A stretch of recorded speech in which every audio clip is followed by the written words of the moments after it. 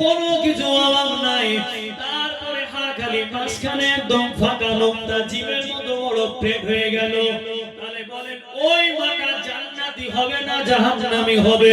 ওই যে মায়ের চুলটা যারা দেখবে, ওই চুলটা যতটা চুল হবে, চুল পরিমাণ কবরে সাপগুলো অপেক্ষা করবে। ও মায়েরা বোনেরা আমার চিন্তা করেন, আদবে থাকবেন কি বেয়াদবে থাকবে? তাই 3 নম্বর কারণ, আপনার বিবি যদি কোন পোশাক পরে, আপনার বিবি যদি পর্দা দিকে না যায়, আপনি তাকে কিছু ক্ষেত্রে মানতে পারে, তবে সামান্য সামান্য ভুলে যদি আপনি আপনার বিবির গায়ে যদি হাত দেন, ওটা হবে আপনার বোকামি প্লাস পয়না। ভাইরা যদি খাদিজা হতো, বাড়িতে কি অশান্তি হতো? মায়েরা যদি আম্মা আয়েশা হতো, বাড়িতে কি অশান্তি হতো? মায়েরা যদি বিবি মারিয়াম হতো, বাড়িতে কি অশান্তি হতো? আমাদের মাগুলো তো সিরিয়াল দেখে দেখে বিভিন্ন ইন্টারনেটে জিনিস দেখে ওদের মতো আখলাতে এই জিনিস লাগবে এই লাগে। আমার বাপগুলোকে আমার রাসূলের মতো সাহাবা হতে হওয়ার চেষ্টা করে, এরাও করে না, উপপক্ষ করে না, দুই পক্ষই সমান, কাঁদ দই দেবে না। শুধু যে আমার মায়েদের বলবো, মায়েদের তো সেটা ভুল হবে, কেন আমার বাপগুলো মানে না, মাগুলো মানে। আমার রাসূল কি করতেন? আম্মা জান আয়েশা সিদ্দিকার হাতের কাজও করে দিতেন। আল্লাহ পাকের নবী আল্লাহ রাসূল আম্মা জান আয়েশা সিদ্দিকা রাদিয়াল্লাহু তাআলা আনহা আম্মা জান রুটি বেলে, আম্মা জান রুটি বেলে, আল্লাহ নবী আম্মা জানের কাজে সাহায্য করে দেয়, আল্লাহ নবী আম্মা জানের কাজে সাহায্য করে দেয়।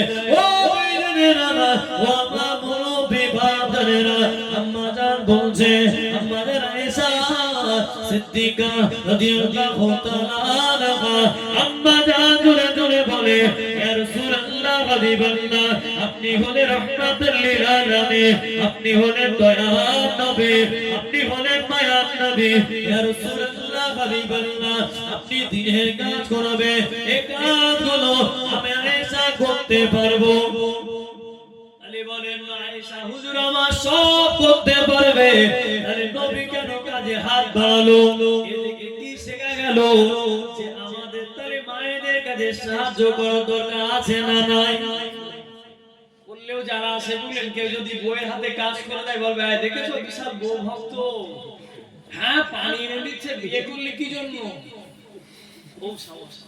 যদি মারা নতুন নতুন পর্দা করে বলে খাদিজা হেঁটে হেঁটে যায়, দিন থাকে দেখে, যদি নতুন নতুন নামাজ পড়ে বলে হুজুর কদিন থাকে দেখা যায়, খালি নতুন নামাজ পড়লেও যারা আসে না নাই, হুজুরদের রমজানে পাওয়া যায় বাকি সময় পাওয়া যায় না, ভাইদের রমজানে পাওয়া যায় বাকি সময় পাওয়া যায় না, মাথায় কাপড় দুটো সময় থাকে বাকি সময় থাকে না, ঠিক না বেটি? বলেন তো কোন দুটো সময়? একটা হলো ইমাম সাহেব যখন মসজিদে থাকে, মুয়াজ্জিন যখন আযান দেয় তখন মাথায় কাপড় উঠে যায়, আযান হয়ে গেল কাপড়টা লেবে গেল, কোন আলেম ওলামা থেকে কাপড় তুলে দিল, আলেম ওলামা চলে গেল কাপড়টা পড়ে গেল, বলেন আম্মাটা কি খাদিজা হবে না কটকটি হবে? খাদিজা হবে না কিরণমালা হবে? মাথায় কাপড় দুটো সময়, আযান দেখলে আলেম দেখলে মাথায় কাপড় তিনটে সময়, যদি কোনো মুরব্বি দেখে মাথায় কাপড় চারটে সময়, যদি মাসুদ দেখে তাহলে দেওরকে মনে হয় মাথা চুলটা দেখানো ফরজ। ভালো লাগেগা? এই বাকি সময়গুলো ফরজ, বাকিগুলো কোথায় গেল? রাস্তা ক্লিয়ার, একটা গেল জান্নাতে, অপরটা গেল জাহান্নামে। জান্নাত খোলা আছে, জাহান্নাম খোলা আছে। যারা মনে করে নামাজ না পড়ে জান্নাতে যাব, নামাজ পড়লে জান্নাত মিলবে, নামাজ না পড়লে জান্নাত মিলবে না, ভেবে নেন কোন রাস্তায় আপনি হাঁটবেন। দুটো রাস্তা আপনার জন্য ক্লিয়ার হয়ে যাবে, একটা রাস্তা গেল মেয়েরা জান্নাত, জান্নাতে তাকে মাথায় একটা কাপড় সোজা যাবে জান্নাতের দিকে রাস্তায় যদি আমলটা ভালো যাবেন আপনি জান্নাতের রাস্তায় বলেন নামাজ পড়লে কোথায় ঠিকানা হবে জান্নাত না জাহান্নাম কথা বল লস করা যায় জান্নাত 10 মিনিট টাইম আছে বলেন 17 এর 10:30 নিয়ে যাব জান্নাত নামাজ পড়লে যদি জান্নাত মেলে রোজা করলে যদি জান্নাত মেলে হজ করলে যদি জান্নাত মেলে আপনার আমার কি ধারণা চলে এলো আপনার আমার এমন একটা ধারণা চলে এলো ওই ধারণাটা যদি হজ পাকে যদি মারা যায় ওই ব্যক্তিটা হবে জান্নাতি আরবে যারা মরে যায় আরববাসীরা মনে হয় গুনাহ করলেও জান্নাতি তাহলে আমাদের ইন্ডিয়া হাজি যদি হজে যায় এরা বললে কি করে জান্নাতি হবে টাকা মেরে হজ করলো বইয়ের টাকা মেরে হজ করলো মাকে দেখে না হজে চলে গেল ওই ব্যক্তিটাকে জান্নাতে না জাহান্নামে আল্লাহ ভালো জানে রাইট উত্তর আমার মুরব্বিরা পরিবর্তন হওয়ার লেগে অসহ্যে যদি আপনি পরিবর্তন না হয়ে যান ওয়াদিও কিছু হবে না ও শুনেও কিছু হবে না ও মেয়েরা বোনেরা মা কবি মনোযোগ দিয়ে শোনে নবী আমার বললে যদি তোমরা দবে থাকো আম্মা জাননা যেমন করে চলতে আজকে তুমি গভীরাতে বাড়ি চলে যাবে আজ থেকে যদি রাত ফিরতে লেট হয়ে যায় বাড়ি আপনার গিন্নিটা আপনাকে বলবে এত রাত করলে হয় মেরে ঘুম ভাগাতে পারবে না হয় কি হয় না আরো যদি ঘরের ভিতরে পাখা চলে ঘরটাতে আর আওয়াজ যাবে না ওইভাবে দাঁড়িয়ে থাকতে হবে এবার আপনি কি স্লো পড়বেন না গালাগালি করবেন বলে আপনার স্ত্রী দরজা খুলে না কি বলবেন আউযুবিল্লাহ বলবেন না তো রাসূল বলবেন মাইকে বললাম না বলতে কি হবে বাংলাদেশ ওই ওয়াজি কথা বলতে যাচ্ছে আর বলছে না না আমি যাওয়া বুঝুন না কাজ কমপ্লিট করে দেখছি তাহলে মা খাদিজা কি হওয়া যায় না ও আমাদের বোনেরা আম্মা জান খাদিজা কেমন করে চলেছে নবী আমার দিনের জন্য বার হয়ে গেছে আম্মা জান খাদিজা রাদিয়াল্লাহু তাআলা আনহা ওই যে দরওয়াজায় পিঠটা লাগিয়ে দিয়েছিলেন ওই যে দরওয়াজায় পিঠটা যখন লাগিয়ে দিয়েছিলেন ওইভাবে দাঁড়িয়ে দিয়েছে আমার নবীকে কোনোদিন দুটো টোকা মারতে হলো না আমার নবী কোনোদিন দুটো টোকা মারে না আমার টুক করে বাড়ি দিয়েছে আম্মা জান দরওয়াজা খুলে দিয়েছে আরে আমাদের ঘরে খাদিজা কেমন করে হবে মায়েরা বলে আর আমাকে ভালোবাসে লে 2 বছর এসে থাকে বাড়িটা খাদিজা হতে গেলে অত সোজা না আয়েশা হতে গেলে অত সোজা না তানিয়া হতে গেলে অত সোজা না জীবনটাকে পরিবর্তন করতে হবে আবার বললাম দুটো রাস্তা একটা গেল জান্নাতে অপরটা গেল জাহান্নামে নিজেরা ভেবে নেন কোন রাস্তায় যাবে যদি বলেন আমার কিছু ভালো লাগে না খালি নামাজ না পড়লে জান্নাতের তালা খুলবে না রোজা না করলে জান্নাতের তালা খুলবে না হজ না করলে জান্নাতের তালা খুলবে না এইবার বলে তাহলে আপনি যদি জান্নাতে না যেতে পারেন তাহলে আপনার কোথায় যাওয়ার ইচ্ছা আছে মুখ দিয়ে বলেন আপনি তো নামাজ পড়ে না জান্নাতে যেতে পারবেন না তাহলে এই যে আপনার মনে বিশ্বাসটা রয়েছে আপনি এমন বিশ্বাস করলেন কি বিশ্বাস লা ইলাহা ইল্লাল্লাহ মুহাম্মাদুর রাসূলুল্লাহ এই কলমাটা একবার আমি পড়েছি আজকে লা ইলাহা ইল্লাল্লাহ মুহাম্মাদুর রাসূলুল্লাহ পড়েছে একদিন না একদিন জান্নাতে যাবে আরে আমার এখানে প্রশ্ন থেকে যায় আমার এখানে বলার থেকে যায় তাহলে এই জান্নাতে যাওয়ার আগে ওই বান্দাটা কোন জায়গাটায় থাকবে বলেন আপনার ওয়াজ করেন আমি শুনি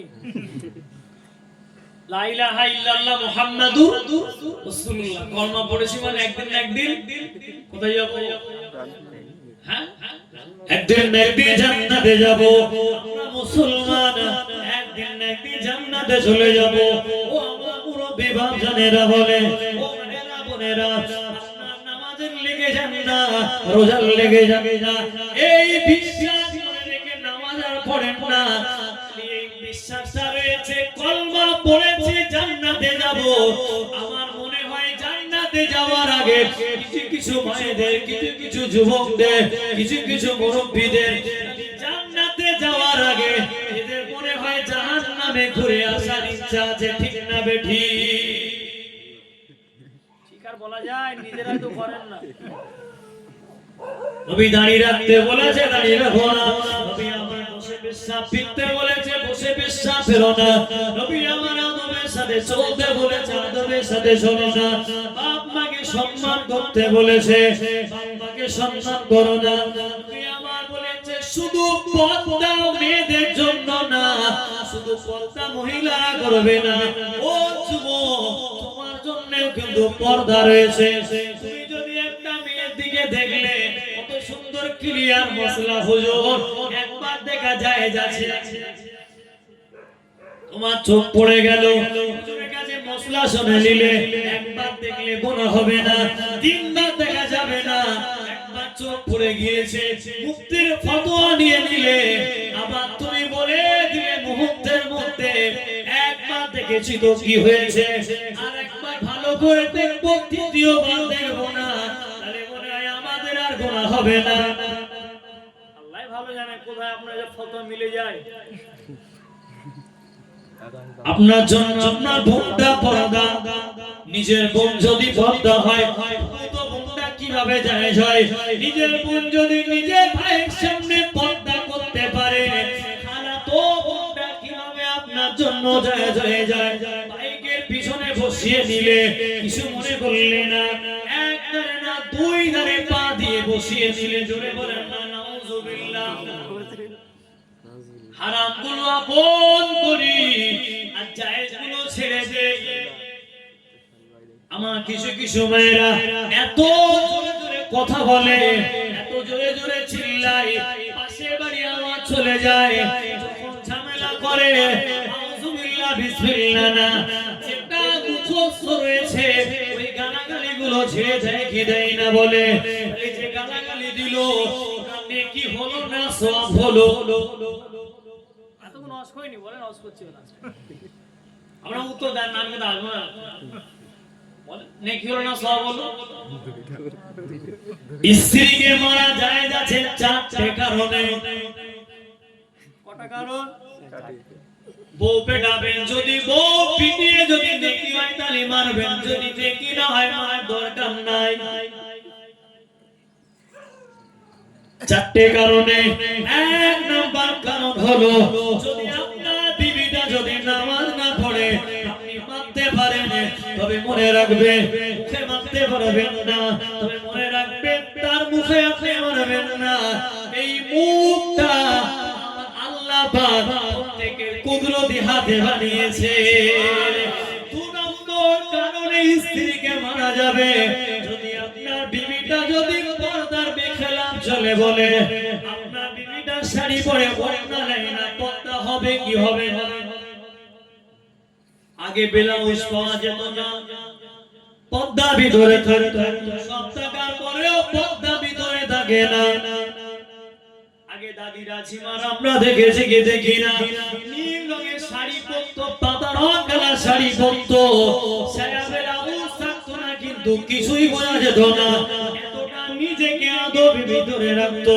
এখন মায়েদের কোনো কিছু অভাব নাই, তারপরে হাঁকালি মাঝখানে একদম ফাঁকা লোকটা জীবের মতো বড় প্লেট হয়ে গেল। তাহলে বলেন ওই মাটা জান্নাতি হবে না জাহান্নামী হবে? ওই যে মায়ের চুলটা যারা দেখবে, ওই চুলটা যতটা চুল হবে, ওই চুল পরিমাণ কবরে শ্বাসগুলো অপেক্ষা করবে। ও বোনেরা আমার, চিন্তা করেন আদবে থাকবেন কি বেয়াদবে থাকবে। তাই ৩ নম্বর কারণ, আপনার বিবি যদি কোন পোশাক পরে, আপনার বিবি যদি পর্দা দিকে না যায়, আপনি তাকে কিছু ক্ষেত্রে মানতে পারে, তবে সামান্য সামান্য ভুলে যদি আপনি আপনার বিবির গায়ে যদি হাত দেন, ওটা হবে আপনার বোকামি, প্লাস পয়েন্ট আপনার গুনাহ। খালি স্বামী যদি স্ত্রীকে চারটে কারণে মারা যায় হয়, ও মায়েরা বোনেরা যারা অসহ্য, তাহলে তোমাদের জায়েজ নেই মানে? তোমরা তো সামনে নাই কি শুনবে? মায়েদের এরকম প্রশ্ন জাগে কি জাগে? তাহলে স্বামী যদি মারে স্ত্রী কেন মারতে পারবে না? এমন আদেশ আছে নাকি? ওই জন্য আমাদের নীতি ঠিক করতে হবে। নীতিতে আমাদের মজবুত হতে হবে। যারা নামাজ পড়ে না, নামাজ যারা পড়ে না শুনে রেখে যায়, আপনার বাড়ি থেকে বরকত উঠে যাবে। যারা দাড়ি কেটে যায়, এই দাড়ি কাটলে অনেক সমস্যা দেখা দেবে, আপনার বাড়িতে রহমত আসবে না। আপনি নামাজ পড়েন না, বাড়িতে রোগ ব্যাধি চলে আসবে। আপনি রোজা করেন না, বিভিন্ন রোগ চলে আসবে। ডাক্তার দেখিয়ে ভুল হবে না যদি আপনি মসজিদে ঠিক মতো না আসে। জামাতের জন্য যদি ইমাম সাহেব যদি মুসল্লি খোঁজে, আর একজন এলে জামাত শুরু করব, ওই গ্রামটা রহমত আসবে না। আল্লাহ পাকের গজব ছাড়া কারণ ওই গ্রামটা সে আল্লাহকে ভুলে গিয়েছে। ও আমার ভাইজানেরা বলে আপনি আল্লাহকে ভুলে গিয়েছেন। আপনি একদিন ডিউটি করলেন না, আপনি একদিন বাজারে গেলেন না, আপনার কেউ টাকা দেবে না। আপনি একদিন খাটলেন না, আপনাকে কেউ টাকা দেবে না। আপনি একদিন কাজে গেলেন না, আপনাকে মালিকের কাছে আপনার ধমক শুনতে হলো। বলেন তো দেখি, আল্লাহ পাক আপনাকে যে জন্য পাঠিয়েছে, আল্লাহ পাক যে জন্য আপনাকে পাঠিয়েছে, আল্লাহ সব বিষয় ছাড় দিয়ে দিয়েছে, নামাজে আপনাকে ছাড় দেয়নি। আপনি ওই নামাজটা পড়েন না, একটু কি বলবেন? আল্লাহ পাক যদি আপনার হাতটা প্যারালাইজ করে দেয়, তুলতে পারবেন? কাজে গেলেন না, টাকা পেলেন না, আপনি নামাজ পড়লেন না, তারপরও আপনার খাওয়া দাওয়া হয়ে যায়। আপনি নামাজ পড়লেন না, তারপর বাইক নিয়ে ঘুরে বেড়ান, আল্লাহ আপনার কোনো কিছু বন্ধ করলো না।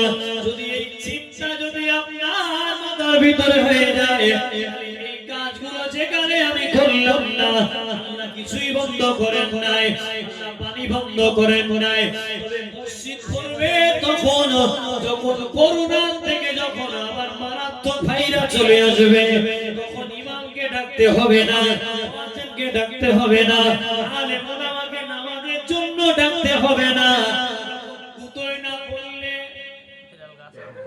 কুতোয় না পড়লে শিয়াল গাছে ওঠে না। তাহলে যদি বড় রোগ আসে তখন কাউকে ডাকতে হয় না, বুকে হাত দিয়ে বলে। যখন করোনা ভাইরাস ছিল তখন কি মসজিদ খালি ছিল না, ভরা ছিল? অমুক জায়গায় জানাজা, অমুক জায়গায় জানাজা, অমুক জায়গায় জানাজা, কেউ ছুটে থাকে না।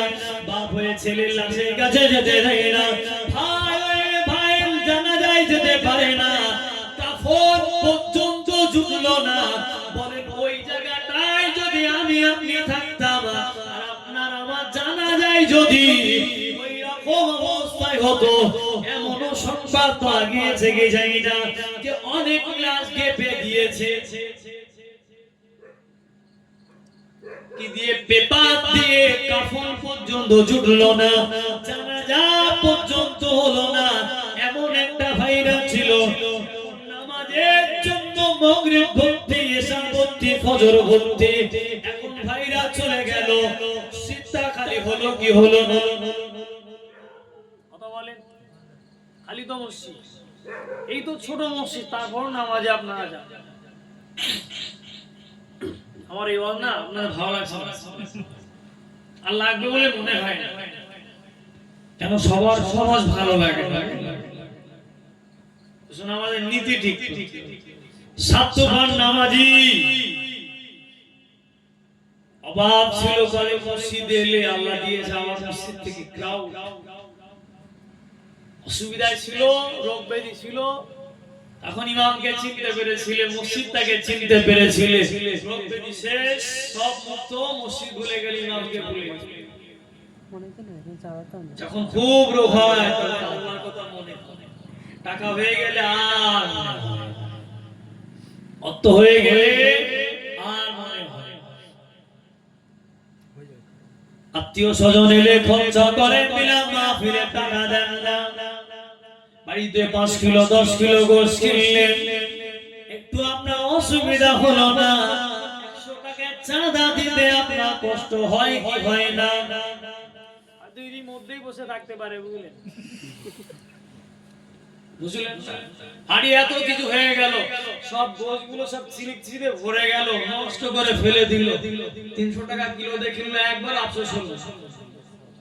কুটুমগুলো জলসায় দাওয়াত দেওয়া হয় কি জন্য? বাড়িতে ঘুমানোর জন্য, নামাজ শোনার জন্য। আপনি দাওয়াত দিয়েছেন ফোন করে, খালা আমাদের গ্রামে অমুক দিনে জলসা, তুমি এসো। আপনি কি মুখ দিয়ে না বলেছেন, খালা আমার গ্রামে জলসা রয়েছে, খাবেন নাবেন বাড়িতে ঘুমাবেন? এইবার আমার বলেন, আপনি দাওয়াত দিয়েছেন জলসা শোনার জন্য, আসর পর্যন্ত গিলে ঘরের ভিতরে ঘুমাবে, কুটুমগুলো ঘরের ভিতরে থাকবে, আদি ঠাট্টা মশা করবে, বিভিন্ন খালা এক জায়গায় হয়ে যাবে, বিভিন্ন গুণ এক জায়গায় হয়ে যাবে, মুফতি সহকারে লেপের ভিতরে পা দিয়ে গল্প শুনবে, মাহফিলে আসবে না। মাহফিলে কখন আসবে? মাহফিলে তখন আসবে যখন কিয়াম চলবে। ইয়া নবী সালাম, যখন কিয়াম হবে, চল কিয়াম শুরু হয়ে গেছে। জানে কিয়াম মানে কি হবে? বিরিয়ানি না তো, খিচুড়ি না তো, তাবারু। তখন বলো আমার ছোট ছেলেটা দাও, আমার মেয়েটা দাও। আর বলা ঠিক আছে, জল ছাড়া শুনলে না, ওটা কি আপনার জন্য জায়েজ হবে?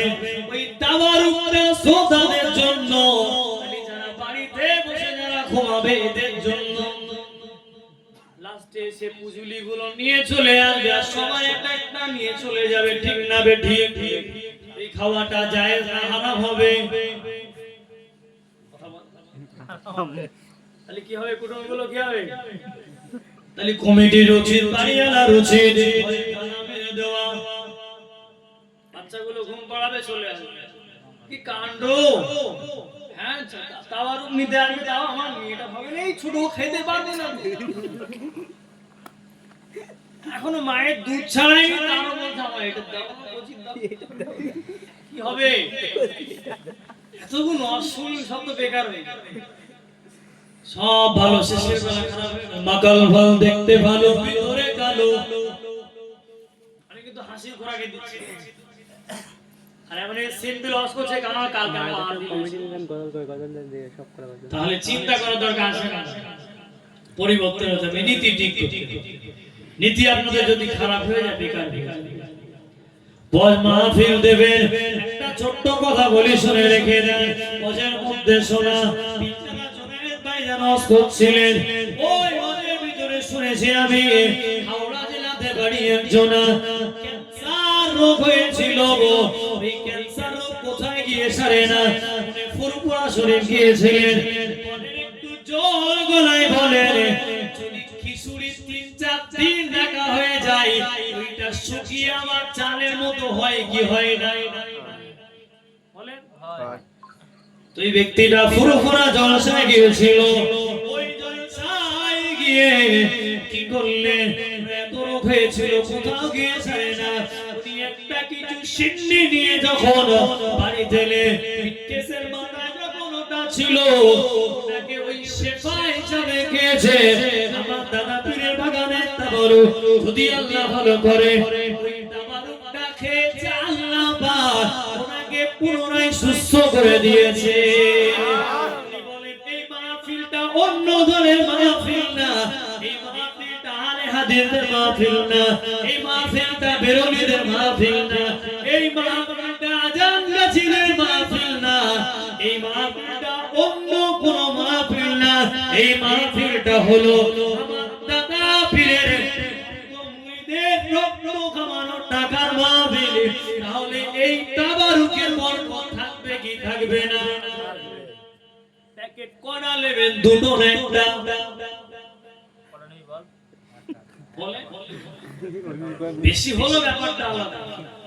নঙ্গিলের কোচরে একটা, উপরে একটা, লাই কি লাই না, কি হবে বলেন তো? তাওয়ারুক অনেক মারা মায়েরাও করতে পারে, না করার কি আছে? আপনি খুঁজবেন নাকি? যদি বলা হয় বিরিয়ানি জুম্মা দিনে মসজিদে ফরজ নামাজ শেষ সবাই মসজিদ থেকে চলে গেল। যদি বলা হয় অমুক আজকে খাওয়া দেবে, অমুক আজকে বিরিয়ানি দেবে, আজকে জুম্মাবাদ আপনাদের দাওয়াত রয়েছে, একটা মুসল্লি যারা যায় না তারাও যাবে না, যারা চলে যায় তারা আমার বাড়ি যাবে না। ওরা নামাজের লেগে আছে না তাবারুকের লেগে? ওই নামাজটা হবে কি হবে?